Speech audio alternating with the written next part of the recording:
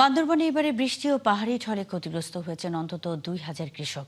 বন্যার পানি নেমে যাওয়ায় পরে দৃশ্যমান হয়েছে পচে যাওয়া চারা, কাদামাটি আর নষ্ট ফসলের স্তূপ। ক্ষয়ক্ষতির পরিমাণ আরও বাড়ার শঙ্কা করছে কৃষি বিভাগ। জহির রায়হানের তথ্য ছবিতে প্রতিবেদন।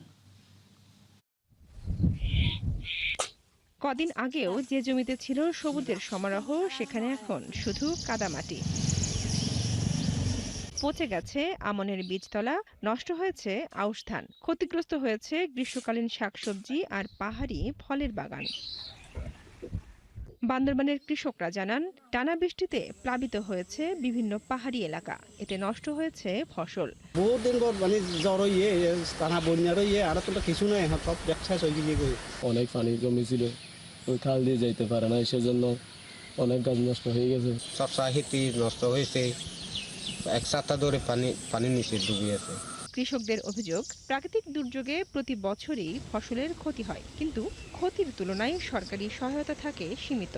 শশা ওই কি বলে ফুলও পচে গেছে, আর যে আসছিল শশার আসছিল এগুলো পচে গেছে, একদম শাকও মরে গেছে।